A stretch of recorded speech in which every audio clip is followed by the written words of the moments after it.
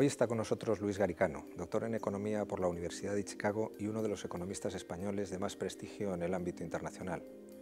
Garicano es catedrático de Economía y Estrategia en la London School of Economics, donde ha desarrollado su actividad académica en los últimos años tras pasar por reconocidas instituciones como la Sloan School del Instituto Tecnológico de Massachusetts y la London Business School. En España dirige la Cátedra McKinsey de la Fundación de Economía Aplicada, donde ha participado, entre otros, en la elaboración de informes sobre la reforma del sistema de pensiones y el mercado laboral en España y alguno más reciente sobre el modelo de crecimiento español y las reformas estructurales pendientes. Al margen de sus numerosas reseñas en publicaciones especializadas, su faceta divulgativa más conocida es el blog de economía en español Nada es gratis, del que es cofundador y coeditor.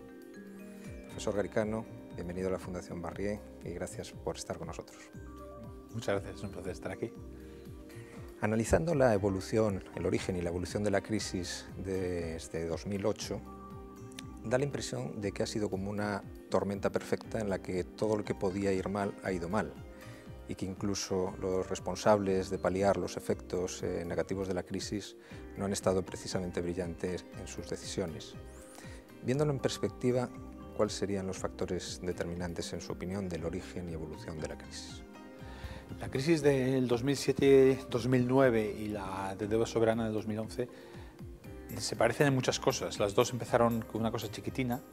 En el caso de 2007-2009, la deuda subprime, que parecía que no iba a ser aquello demasiado, a algunos les parecía, y empezó a crecer hasta que empezó a contagiar en muchos otros mercados de renta fija. Lo mismo ahora, que empezó con Grecia, Irlanda, economías muy pequeñas que en realidad tampoco tenían gran importancia desde el punto de vista de la economía mundial, y también se ha ido extendiendo y contagiando a otros mercados. O sea que tienen esas similaridades del contagio y de empezar pequeñas. La crisis de ahora tiene una diferencia muy importante que la hace más seria, que es el contagio, hay un nudo diabólico, digamos, entre sector financiero y sector público, que hace, por ejemplo, que en Grecia pues, el sector público está haciendo que el sector financiero pues, tenga problemas, o en Irlanda pues, fue al revés.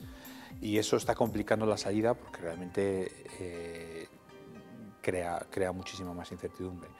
Es cierto que no se han tomado las medidas que hacía falta tomar. Yo creo que en Europa la gente entiende más o menos lo que hace falta hacer ahora.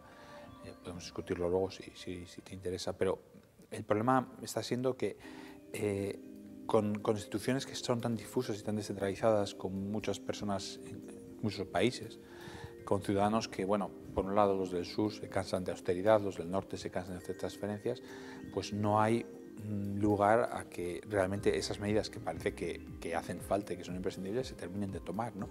Y vamos arrastrando una situación en la que yo creo que desde el principio que se fundó el euro se sabía que hacía falta una unión fiscal para compaginarla con la unión monetaria, o una unión económica, por eso se llama unión monetaria, económica y monetaria, y desde el principio se supo que hacía falta, se sigue sabiendo que hace falta y se sigue sin tomar medidas, en parte quizás por falta de liderazgo, pero en parte también porque vivimos en democracias y los ciudadanos, pues realmente los ciudadanos del norte de Europa no lo ven, y si no lo ven, pues no se va a poder hacer. ¿Diría que se han aprendido las lecciones o estamos de algún modo condenados a repetir los mismos errores? Esa es muy buena pregunta. Ya sabes que hay un libro muy famoso sobre la crisis que se llama Esta vez es diferente, y que dice que, bueno, que desde hace 800 años todas las crisis financieras consisten en que en un momento dado las personas deciden que esto sí es diferente y ahora sí que podemos hacer lo que todos sabemos que no deberíamos, y nos parece que ahora hay razones para hacerlo, y al final pues las burbujas estallan y podemos caer. O sea, hay una parte que es la condición humana, que es la que es, y que nos entusiasmamos a nosotros mismos con las casas, y una persona compra una casa y le va muy bien y su primo ve que se ha forrado y dice yo también quiero, y el que no lo hace pues parece que es bobo, y entonces todo el mundo lo está haciendo hasta que de repente pues todo el mundo vuelve a su sentido y dice jolín, esto no tenía mucho sentido, yo de que me lo podría hacer rico de esta manera. Esa parte de condición humana verdaderamente es universal, es cierto. Y diría que la crisis implica repensar el capitalismo, o al menos la forma en la que está funcionando. O en otras palabras, deberíamos estar pensando en construir un capitalismo alternativo. Yo creo que hay que repensar muchísimas cosas del sistema, sin duda. Yo creo que muchas cosas que pensábamos que ya no podían pasar, o que parecía que no podían pasar, están pasando. y que hay una necesidad de volver a un sistema, digamos, que tenga menos movilidad de capitales, quizás, y que tenga mayor control, mayor regulación en ciertos aspectos. Yo creo que el mercado funciona muy bien, ha seguido funcionando muy bien, está sacando de la miseria a 1.200 millones de chinos y a 1.000 millones de indios de una vez, y eso es una proeza histórica. Realmente pensar que lo que es Shanghái hoy y lo que era Shanghái hace 20 años pues no tiene nada que ver, ¿no? Pero sin duda tiene límites. Yo creo que hemos entendido siempre que el mercado era un animal que funcionaba dentro de unos parámetros, que hay cosas que el mercado no puede hacer, que no le podemos pedir que haga.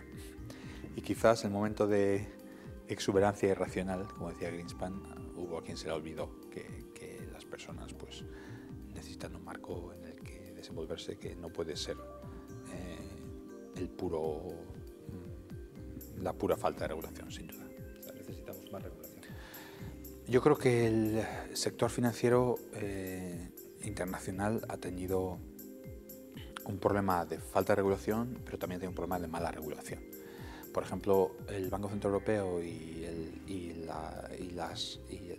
Banco de Bancos, que es el Banco de Basilea, el Banco Internacional de Settlements, el BIS, decían que el cómputo de los bonos de cualquier país de la zona euro era cero a la hora de contar como reservas, es decir, que no había que poner ningún capital. Es imposible que esos países fueran a la bancarrota, con lo cual pues, todos los bancos tienen demasiada deuda pública en sus balances, que eso les ha creado problemas. Entonces, lo mismo con Estados Unidos, con las compañías que se dedicaban a garantizar hipotecas, que bueno, pues han garantizado cualquier cosa y han permitido que la gente pues, diera préstamos a cualquiera.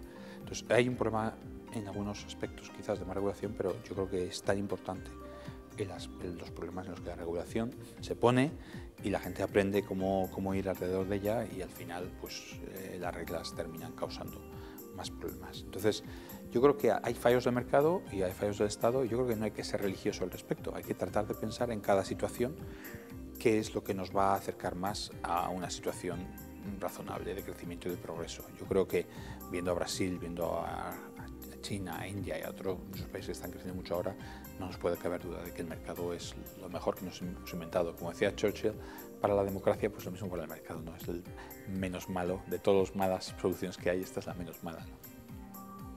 Siempre desde el punto de vista de la economía mundial, ¿cuál es el panorama previsible en los próximos 3 o 5 años? Yo creo que la incertidumbre ahora mismo sobre las 3 o 5 próximas semanas es tan enorme que es difícil pensar en los 3 o 5 próximos años. Yo creo que va a depender muchísimo de cómo los europeos vamos a resolver el problema de la crisis del euro. Si vamos a ser capaces de resolverlo tirando todos hacia adelante en la misma dirección o no. China, India, las tecnologías de la información y todas las cosas que están cambiando nos dan muchas oportunidades, porque son mercados que van a crecer, que van a ser nuevos, que va a haber muchos turistas que van a querer venir, que va a haber muchos mercados para vender nuestras cosas, pero también supone unos retos que hay que adaptar nuestras economías a ellos. Ese va a ser el mayor cambio que vamos a presenciar en nuestras vidas, yo creo, que es esta apertura de este movimiento del mundo hacia Asia, ¿no? Asia era más rica que Europa hasta hace 500 años, va a volver a ser más rica que Europa dentro de otros 50 o 30 o menos.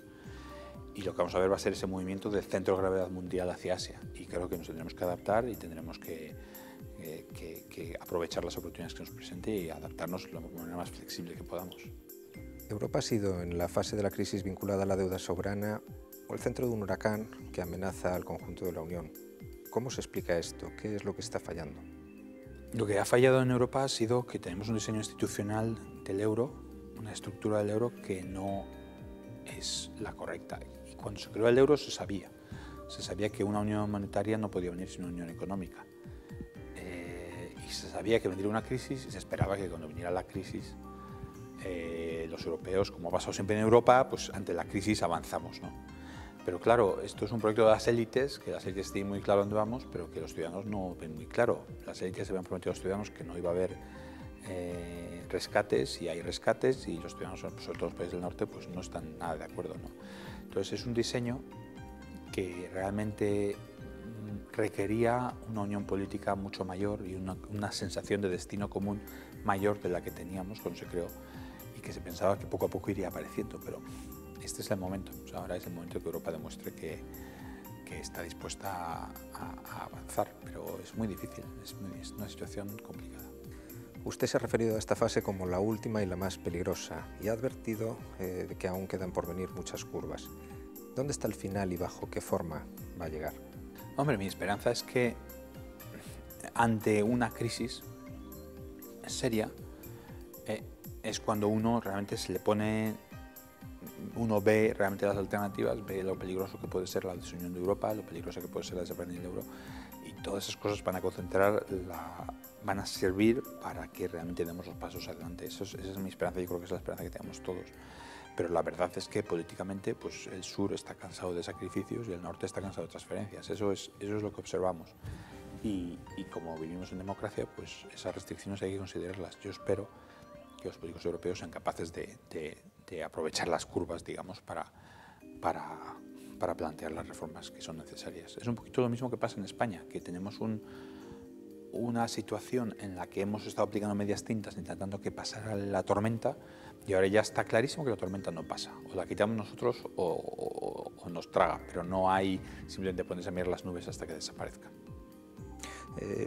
Por terminar con el perfil de la crisis en Europa y de estos aspectos que estamos hablando, usted ha escrito sobre el coste de la no Europa. ¿Cuál sería ese coste? Yo creo que el coste de la no Europa, el proyecto europeo es un proyecto político y el coste de la no Europa, lo que tienen que entender yo creo que los países del norte y también los del sur, es que el coste de la no Europa es político. El coste no solo es que bueno, que vuelvan las fronteras y hay que cambiar en euros y todo eso, que bueno, yo creo que todos podemos cumplir con ello.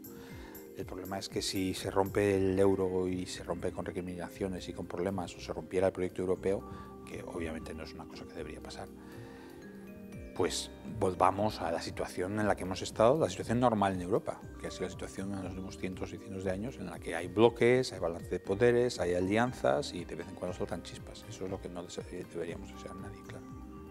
Hablemos ahora del caso español. ¿Es realmente un bañista desnudo, como reza el título de su conferencia, o de algún modo sus marcas eran ficticias porque está utilizando los famosos bañadores de poliuretano, ahora prohibidos? Pues yo creo que el título viene de una frase de Warren Buffett que decía que solo cuando baja la marea se ve que nada desnudo, ¿no? Y es cuando se te va la financiación barata, cuando uno, aunque no esté ganando dinero y aunque tal, si tiene una casa que cada vez crece más de precio, puede pedir nuevos préstamos, a poder refinanciar, a lo mejor se puede comprar otra casa. Mientras van subiendo los precios, mientras la financiación es fácil, pues aunque uno esté desnudo, aunque en el fondo uno no tenga un negocio o un trabajo y tal, pues las cosas funcionan, ¿no? Y es parecido un poco con los países, que mientras la financiación es barata, pues puede seguir creciendo y un poco una movida hacia adelante, ¿no? Cuando se quita la financiación, se ve realmente qué es lo que tienes debajo, ¿no? Y en parte en España pues había un modelo de crecimiento que estaba agotado, que yo creo que todos entendíamos que había que cambiar. Los políticos cuando hicieron la campaña en 2004 yo creo que hablaron mucho de que había que cambiar el modelo de crecimiento, el modelo económico, pero bueno, pues hemos estado dependiendo de un modelo que se ha agotado. Y lo que se ha visto sobre todo en la financiación es lo que yo creo que había dicho prácticamente todo el mundo que escribía sobre España, que es que no teníamos que tener productividad, estábamos creciendo por los ladrillos y que en el fondo estábamos desnudos. De todas maneras, hablando de la economía española, parece que estamos siempre en un caso de bipolaridad económica. Por un lado, tenemos buenos fundamentos y ejemplos claros de éxito a nivel mundial, y por otro lado tenemos un modelo de crecimiento poco saludable y con baja productividad. ¿Hay algo que explique estas paradojas? Sí, España es el país de la dualidad, efectivamente, eso es muy buena observación. El mercado laboral, las empresas, etcétera, tienen esta dualidad entre las empresas internacionales con una capacidad de competir en cualquier nivel, en cualquier país. Aquí en Galicia obviamente Inditex, pero en muchas otras regiones hay empresas de tamaño mundial. Y a la vez otro segmento que, bueno, pues que está medio trabajando en la economía sumergida, que los contratos no duran, que los trabajos son trabajos basura, etc. ¿Qué explica esta dualidad? Yo creo que en parte la dualidad de los contratos laborales no es ajena a este tema. Es decir, existe una posibilidad de dar el salto y convertirse en una empresa seria contratando trabajadores fijos y luego no poderlos despedir nunca, o seguir en la temporalidad y en la flexibilidad y en los contratos que van cambiando, etcétera, y no tener productividad, etcétera. Y hay un paso entre las dos cosas que es gigante y muchas empresas no lo llegan a dar, porque realmente el tratar de empezar a pasar todas esas barreras para hacerse grande es muy difícil. Entonces lo que pasa en España es muy curioso, es que las empresas grandes tienen la misma productividad que las empresas alemanas grandes, y las medianas la misma productividad que las alemanas medianas, y las pequeñas también son igual de productivas que las pequeñas alemanas. O sea, para cada tamaño nuestras empresas son productivas. El problema es que tenemos muchísimas pequeñas que no consiguen crecer. Y entonces ese problema yo creo que tiene que ver con una maraña de regulaciones que no solo son las laborales, pero en gran parte, que hacen muy difícil dar el salto. De las reformas estructurales que habitualmente se recetan a la economía española, ¿cuáles serían las más necesarias a corto plazo para promover y consolidar ese nuevo modelo de crecimiento? Yo creo que hay unas reformas que son urgentes a la hora de pensar en hacia dónde vamos, y yo creo que el gobierno entrante las tendrá que tomar en los primeros días de trabajar, ¿no? Que será la reforma del mercado laboral, la reforma de la reestructuración del sector financiero y el modelo de Estado, todo el tema de las autonomías, etc. Las autonomías han sido gran parte de la razón por la que los inversores han perdido confianza en España, porque ven que se dice que hay un déficit concreto y siempre se escapan. El sector financiero pues todavía está en una situación difícil y que requiere que todos los efectos de la burbuja, digamos, se asimilen. Y sin duda el mercado laboral, creo que nadie tiene que darle más vueltas para ver que realmente un país que ha tenido 3 veces 20% de desempleo en 3 crisis diferentes en los últimos 20 años, pues es un mercado laboral que es que no está funcionando.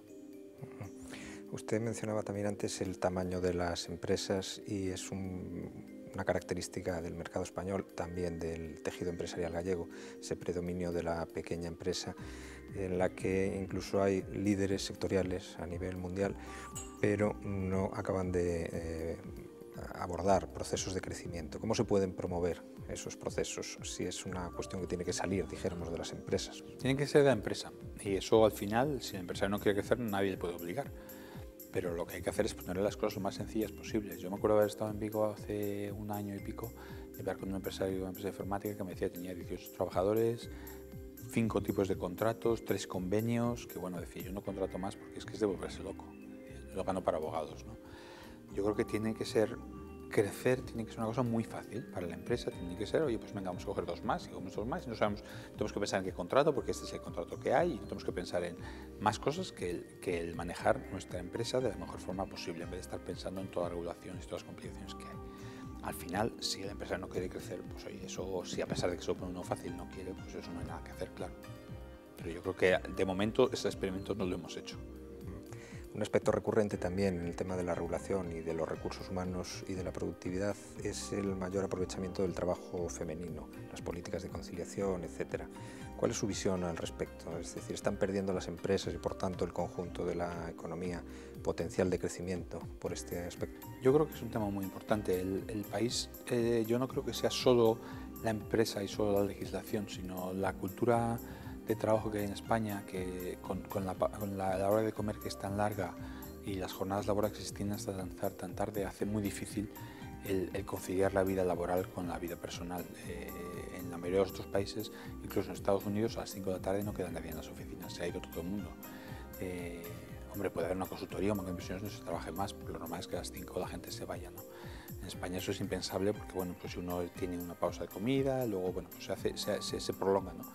Yo creo que sería muy importante el avanzar en la conciliación, hacer las cosas más fáciles, hacerlo mucho más flexible y tratar de crear una cultura en la que sea normal que las personas, que las mujeres o los hombres puedan dedicar tiempo a la familia, trabajen 4 días a la semana o 3, los que quieran, y puedan ocuparse de sus hijos. No solo cambios legislativos que hacen falta, pero también cambios culturales. En este contexto, ¿qué reformas sería, en su opinión, necesaria en cuanto a la estructura del Estado de las autonomías? Yo creo que en este momento los modelos de financiación autonómicos están muy en flujo porque se ha hecho una reforma muy recientemente. Es muy poco transparente, es muy complicado y tienen unas fórmulas que al final no crean suficiente consciencia de que lo que yo me gasto al final yo lo tengo que recaudar de alguna forma. Todo tienen muchos tonos grises en los que hay mucho lugar a pensar que, bueno, el Estado, si no lo voy a pedir, si no voy a decir que no. O sea, si el gobierno de no sé dónde no quiere algo, pues se le pone una carretera, bueno, pero esa carretera la puede pagar él o no. Eso quiere decir que al final hay que tratar de que esas competencias, la responsabilidad financiera y de gasto y la de ingreso vayan juntas, porque si no, realmente al final uno pues gasta pensando que el dinero vendrá de alguna parte, ¿no? Entonces yo creo que lo más importante es cambiar el modelo de financiación. En algunos casos habrá que ir más hacia un nivel más federal, pero en otros casos habrá que centralizar más. Habrá que, por ejemplo, se habla mucho en Europa de que tiene que haber una autorización para emitir deuda. Si vamos a una deuda común, pues tendría que haber alguien que la autorizara desde el centro. Pues algo parecido tendría que poder pasar en Estados Unidos de una forma mucho más clara de la que está pasando ahora. Profesor Garicano, me gustaría terminar la entrevista preguntándole sobre un tema, el modelo educativo, el sistema educativo español, que es un área en la que la Fundación Barrié tiene bueno, pues intereses desde hace muchos años, con un programa de becas muy prestigioso y consolidado, basado en la formación y en el apoyo al talento. Usted ha realizado buena parte de su formación y de su carrera profesional fuera de España. ¿Cuál es su visión del modelo educativo y cuáles serían las reformas necesarias? En la educación superior, en la universidad, etcétera, sobre todo. Y de la secundaria en adelante. Yo creo que es un modelo educativo en el que hay mucha gente que trabaja mucho y mucha gente que trabaja muy bien.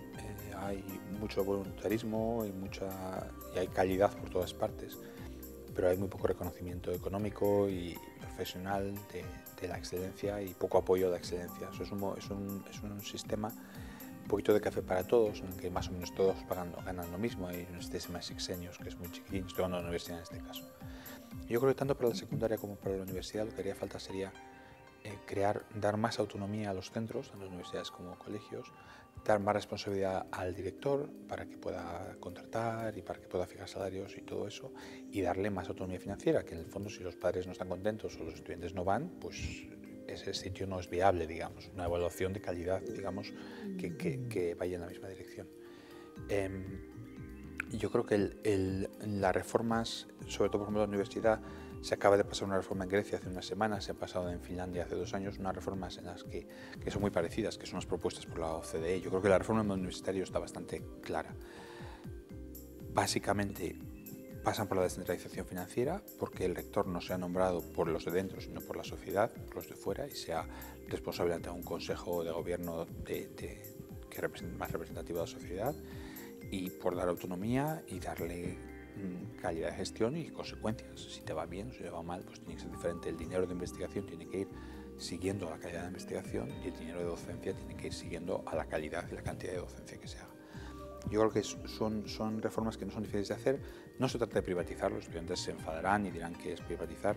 Los mejores sistemas universitarios del mundo incluyen el de Suiza, que es privado, y el de Suecia, y el de California, el sistema universitario de California. El sistema universitario de California público, la Universidad de Berkeley, Los Ángeles, etc., pues un sistema que funciona muy bien y que tiene competencia y tiene libertad de contratación y los estudiantes tienen la capacidad de elegir y los centros pues tienen unos recursos que dependen de cómo nos vaya con investigación, etc. O sea que no es privatizar, es simplemente hacer que la excelencia pues tenga buenas consecuencias y la no excelencia también. Hay un fenómeno que yo creo que también usted ha estudiado en algún momento, que es el de la proporción de jóvenes de la generación que se está llamando NIMI, que ni estudia ni trabaja y que ha ido creciendo también.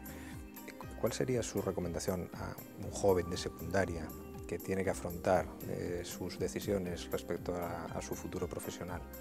Yo diría lo más importante es que no se deje llevar, que no vea que bueno, todo el mundo alrededor está así, pues yo también.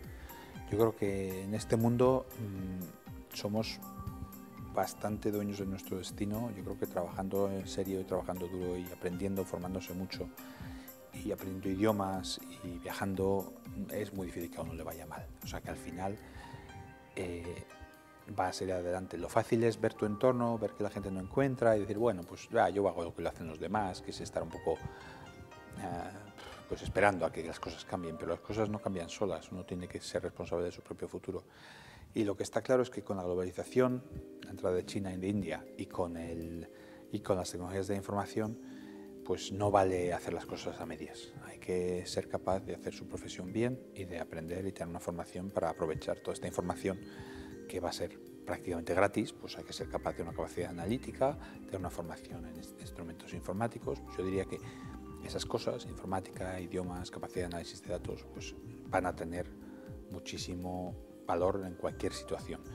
y el que no tenga tantas ganas de estudiar esas cosas, pues se puede formar. Por ejemplo, vamos, es obvio en España pues el tema de la cocina, que es un tema que no se va a deslocalizar nunca, que ha habido cocineros fantásticos que están creando mucho valor para ellos y sus comunidades, y que todo eso pasa por tratar de conseguir la excelencia en la propia profesión y no un poco dejarse llevar por lo que está pasando, ¿no? Muy bien, profesor Garicano, pues muchísimas gracias por dedicarnos estos minutos. Muchas gracias.